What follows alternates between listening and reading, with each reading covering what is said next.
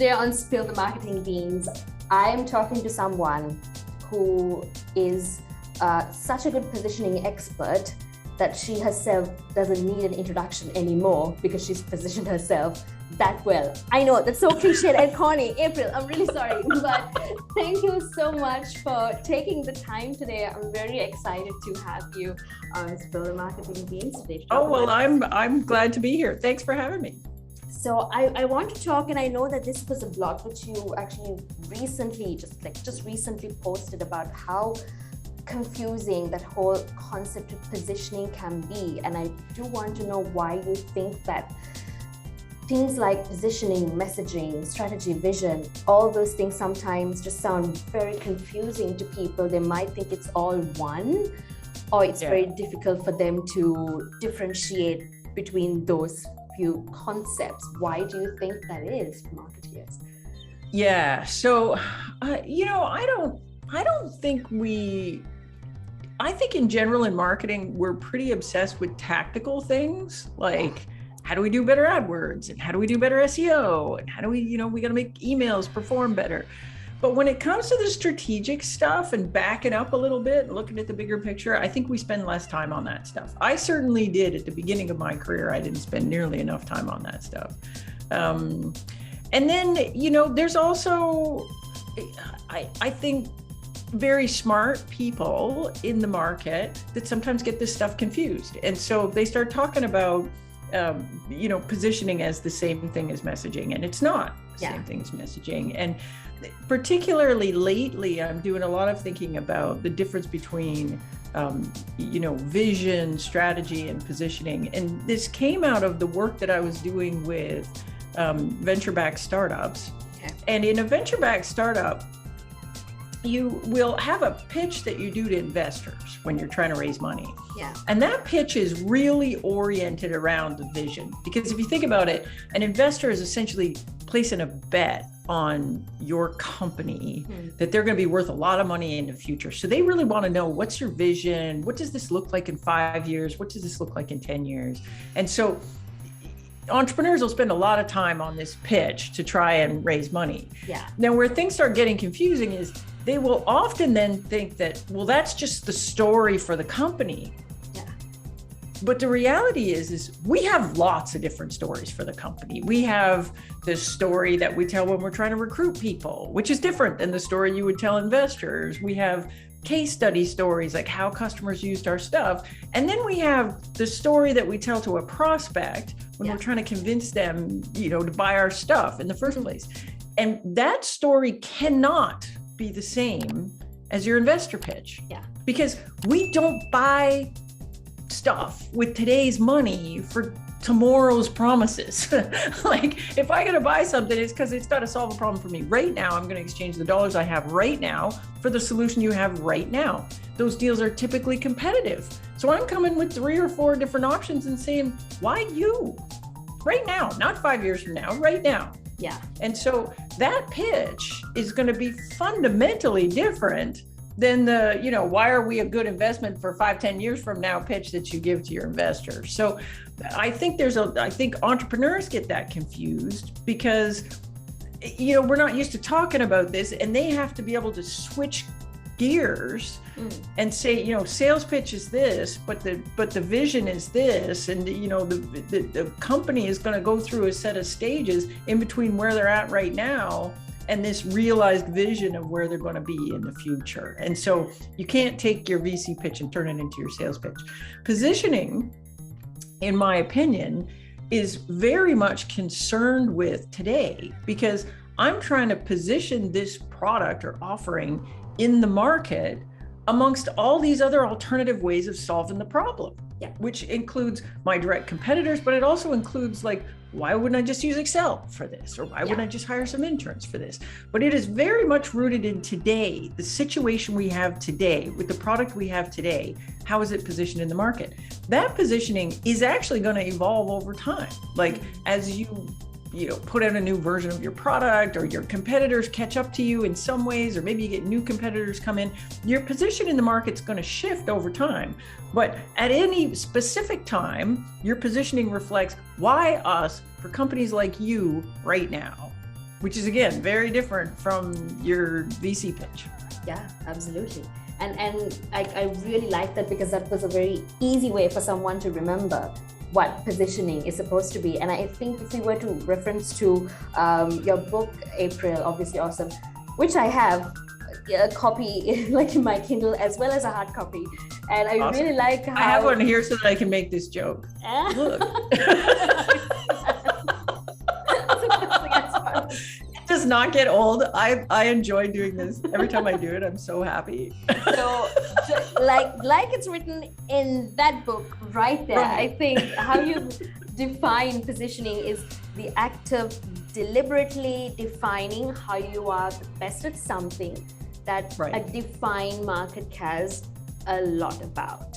That's so in your opinion, and if you are at the liberty too, are there any examples out there in the market that you feel that has done this really well, and maybe ones that haven't? You know, it's funny. People will ask me, I get asked this question a lot, like, who's doing a really good job on positioning?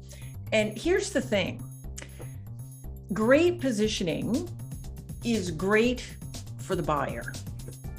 So it means it's clear what the value is, it's clear how you're differentiated from the other alternatives. If you're not the buyer, you may look at the web page or whatever and say, I don't know what the heck this is. And that's okay, because it's not for you. You're not the buyer. Yeah. And so usually I'll give examples, but the examples that I know of are companies that I've worked with. So I know what the situation is. I know what the alternatives are. I know how crowded it is.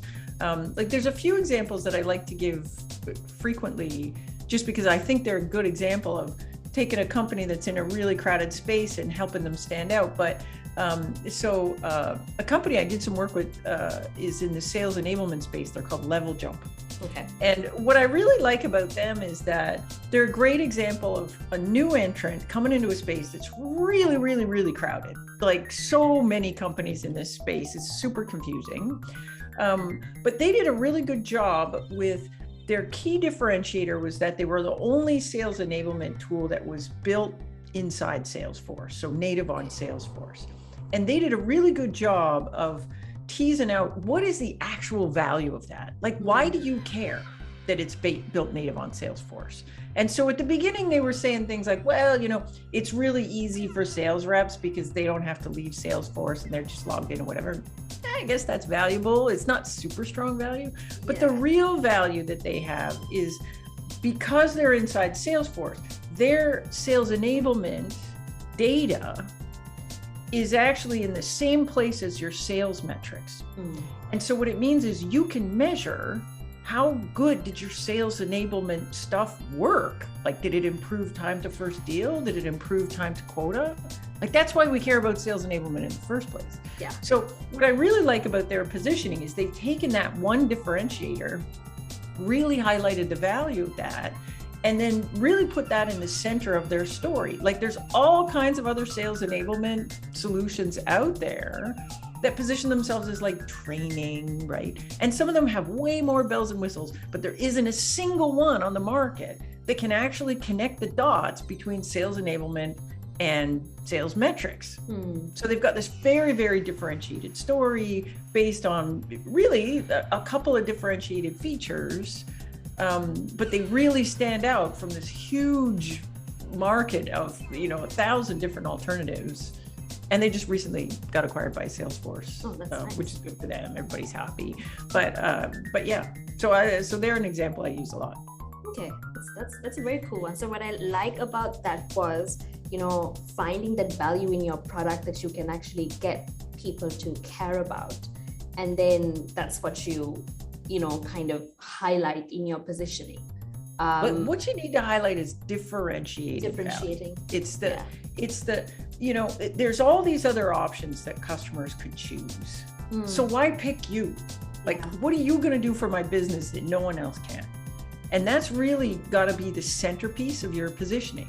Like, the centerpiece of your positioning is explaining, like, look, there's lots of other ways to solve this problem. There's lots of other alternatives. But for companies like you, you need this stuff, and we're the only game in town for this stuff. So that's what your positioning needs to communicate.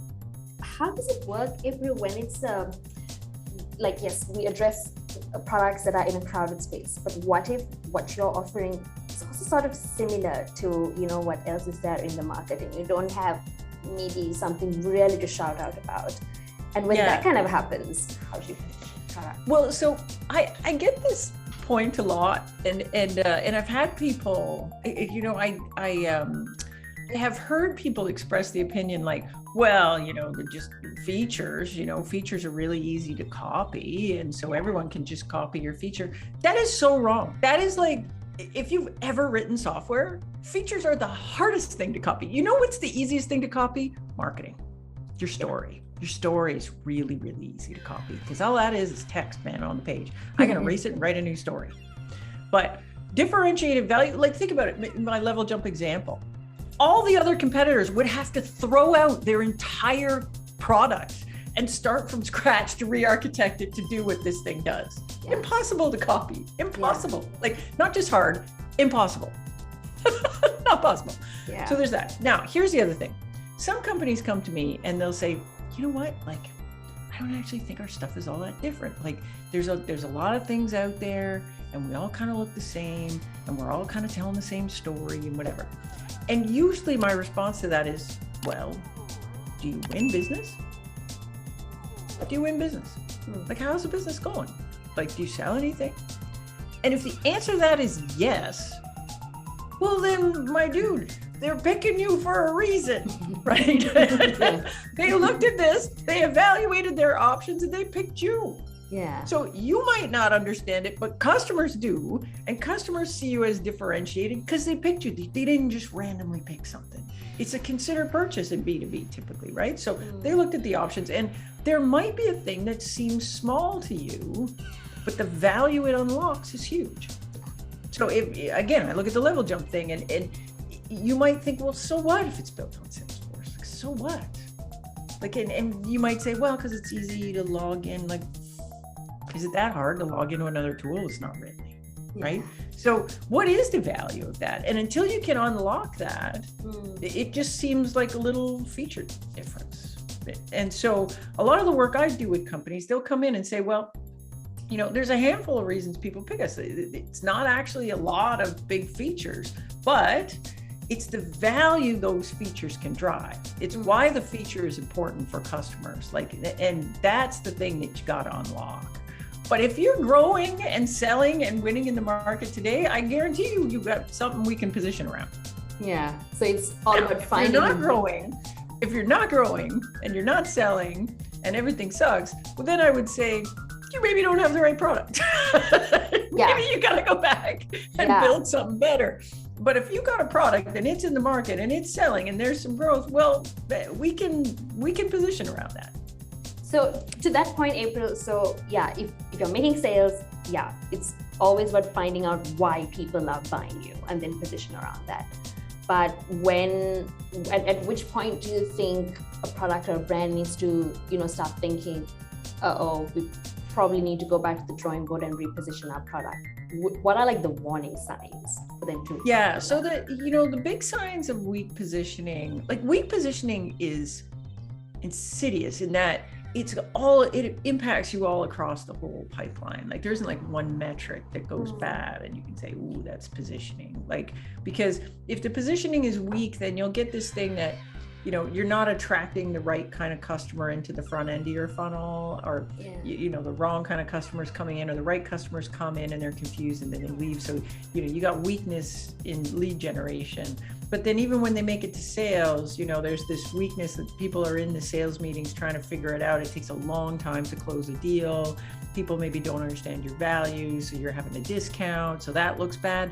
And then sometimes you get a situation where your salespeople are actually really good, and they manage to get the customer sold, but then the minute the customer is using the stuff, they're like, wait a second, this isn't actually what I thought it was, and then they churn on you. So it kind of gets you all the way across the whole funnel. But when I was back working in companies as a VP marketing, what I would do to assess the positioning, if there were salespeople, I would sit in on the sales calls and hear what's happening there. And you can see it in a sales call when the positioning is weak. Customers come in and they just don't get it. Like, your sales rep pitches the thing and you hear your sales rep and they're doing a great job pitching it, and the customer's got this face like, or they're like, pitch it to me again, and you can just hear they're like, no, back it up, go back to that thing you said, no, back it up, say that again, so you hear a lot of that. You'll get customers will come in and they'll compare you to things that you don't compete with. That is definitely a sign of bad positioning. So they'll go, oh yeah, I get what you are. You're just like Salesforce. And you're like, oh God, no, we're nothing like Salesforce. Like, we're not a CRM. Why are you comparing me to that? Or you'll get this thing where they'll come in and they'll say, I get it. I get what you are. I get what you do. I just don't get why I'd pay money for that. Like, why wouldn't I just use Excel? Why wouldn't I just, I got a free thing. I could throw some interns at it, which means they're not understanding your value. Like, you're talking about stuff, but they don't really get the value of it. Like, why would I exchange my cold hard cash for this thing right away? So usually I can hear it in sales calls. And if there's a suspicion that your positioning might be weak, then I think there's no harm in doing an exercise to go back and check in on it. And maybe it just validates your positioning's fine, but if you suspect it's weak, I think it's always worth the investment of time to go back. Well, let's go back and look at it and see what's going on here. Do we actually need to adjust it?